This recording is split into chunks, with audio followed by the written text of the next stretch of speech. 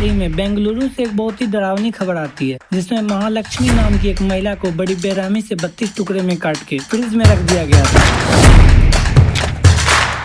But wait, आप इस newspaper को देख के ये बिल्कुल नहीं बता सकते कि ये किसने किया है। इस केस में 3 शख्स के नाम है, जिसमें से एक का नाम अशरफ, दूसरे का नाम मुक्ति रंजन और तीसरे का नाम हेमंत दास है। लेकिन एक मिनट, अगर आप एक क्रिएटर हैं और आप एक प्रोफेशनल वीडियो एडिटर ढूंढ रहे हैं तो बायो में एक इंस्टा आईडी का लिंक आपको मिलेगा, आप उसे एक बार चेकआउट कर सकते हैं। अब आइए वीडियो को कंटिन्यू करते हैं। उन तीनों के नाम आप अब तक जान गए हैं, अब मैं आपको उसके रिलेशंस भी बता ही देता हूँ। इसमें से अशरफ महालक्ष्मी का दोस्त था, मुक्ति रंजन भी महालक्ष्मी का दोस्त ही था, लेकिन हेमंत महालक्ष्मी का हस्बैंड था। अब इससे आप लोग हेमंत को जज मत करिए कि शायद उसने ही मर्डर किया हो। हाँ, लेकिन वाइफ का अफेयर जान के उसने तत्काल कुछ नहीं किया था। जब हेमंत को अपनी वाइफ के अफेयर के बारे में पता चला तो ऑफ कोर्स वो उससे नाराज हुए और ये नाराजगी इतनी बड़ी कि वो दोनों एक दूसरे से अलग हो गए। उस समय इन दोनों की एक बेटी भी थी, जिसे कोर्ट ने हेमंत को दे दिया और 15 दिनों में एक बार महालक्ष्मी अपनी बेटी से मिल सकती थी। लेकिन हम कुछ साल पहले जाके उनकी शादी की स्टोरी को भी समझते हैं। हेमंत और उसके माता पिता दोनों 2019 तक नेपाल में रहते थे। इसी साल हेमंत की शादी महालक्ष्मी से होती है और शादी के बाद ये दोनों बेंगलुरु शिफ्ट हो जाते हैं। अब यहाँ आके दोनों अलग अलग काम करने लगते हैं। जहाँ हेमंत मोबाइल वर्कशॉप में काम करता था, वहीं महालक्ष्मी एक बड़े मॉल में ब्यूटी शॉप में सेल्स वुमेन की लीडर बन के काम कर रही थी। दोनों बेंगलुरु के नीला मंगला इलाके में किराए के मकान में रहते थे। साल 2023 तक सब कुछ ठीक रहा, लेकिन उसके बाद हेमंत को उसके अफेयर के बारे में पता चला और फिर आगे की स्टोरी मैंने पहले ही बताई है। अब आइए सबसे पहले हम इस घटना को थोड़ा और बारीकी से समझते हैं। फॉरेंसिक साइंस लेबोरेटरी के विशेषज्ञों द्वारा उसके फ्लैट की गहन जांच के बावजूद खून के धब्बे या हिंसा के कोई निशान नहीं मिलते हैं। आरोपी ने अपराध स्थल को सावधानी पूर्वक साफ किया था, जिससे कोई सुराग न मिल पाए। रिसर्चर्स को और दिक्कत आने लगी। रिसर्चर आमतौर पर ल्यूमिनल पर भरोसा करते हैं, एक ऐसा रसायन जो खून के धब्बों का आसानी से पता लगा सकता है, भले ही खून को 200 दिन पहले साफ किया गया हो या पोंछा गया हो। हालांकि इस मामले में ल्यूमिनॉल के इस्तेमाल में भी अपराध स्थल पर कोई खून के निशान नहीं मिल पाए। इससे जांचकर्ताओं को यह विश्वास हो गया कि अपराधी ने अपराध के सभी निशानों को मिटाने के लिए एक शक्तिशाली रसायन का इस्तेमाल किया था। इसलिए इससे तो ये साफ हो जाता है कि ये मर्डर पहले से प्लान था और जिसने ये सब किया वो पहले से जानता था कि खून के धब्बे को कैसे साफ किया जा सकता है। ल्यूमिनॉल टेस्ट के नतीजे न मिलने की खोज ने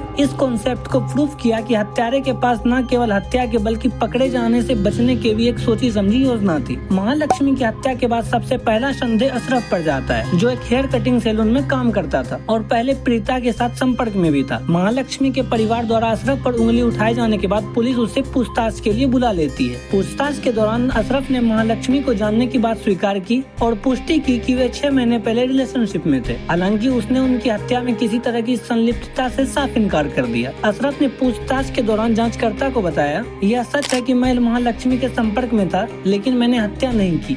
हम 6 महीने पहले तक संपर्क में थे, लेकिन विवाद के बाद मैंने उससे दूरी बना ली। जब से हमारे परिवारों को झगड़े के बारे में पता चला, मैंने उससे मिलना बंद कर दिया। इस अपराध से मेरा कोई लेना देना नहीं है। पुलिस ने बाद में अशरफ के मोबाइल फोन रिकॉर्ड की जांच की, जिससे पुष्टि हुई कि उसके और महालक्ष्मी के बीच 6 महीने से कोई बातचीत नहीं हुई थी। अपराध से जुड़े कोई और सबूत न मिलने पर अशरफ को रिहा कर दिया जाता है। हालांकि वह एक संदिग्ध व्यक्ति के रूप में पुलिस के रडार पर बना हुआ था। महालक्ष्मी का मोबाइल फोन उसके घर पर मिला, लेकिन वह बंद था और नए सुराग खोजने की उम्मीद में विस्तृत फॉरेंसिक जांच शुरू कर दी। इसके अलावा रिसर्चर्स ने उन व्यक्तियों के कॉल रिकॉर्ड की जांच शुरू कर दी जो महालक्ष्मी की हत्या के पहले के हफ्तों में उनके संपर्क में थे, जिनमें उनके अलग हुए पति हेमंत दास भी शामिल हैं, जिनसे मामले के सिलसिले में पूछताछ की गई। पुलिस को इस मामले को सुलझाने में मुश्किलों का सामना करना पड़ रहा था, क्योंकि जांच शुरू होने के बाद महालक्ष्मी के कई परिचितों के फोन बंद आ रहे थे। इससे संदेह हुआ कि कुछ लोग पूछताछ से बचने की कोशिश कर रहे हैं। अधिकारियों ने संकेत दिया कि वे महालक्ष्मी की मौत से पहले उनके संपर्क में आए सभी लोगों को औपचारिक नोटिस जारी करेंगे और उनसे जांच में सहयोग करने की मांग करेंगे। हत्यारे की तलाश तेज होने के साथ ही बेंगलुरु पुलिस ने आरोपी को पकड़ने के प्रयोग में 6 विशेष टीमों को तैयार किया और उसे दूसरे राज्यों में भेजा। इनमें से 4 टीमें ओडिशा और पश्चिम बंगाल जैसे राज्यों में भेजी गयी,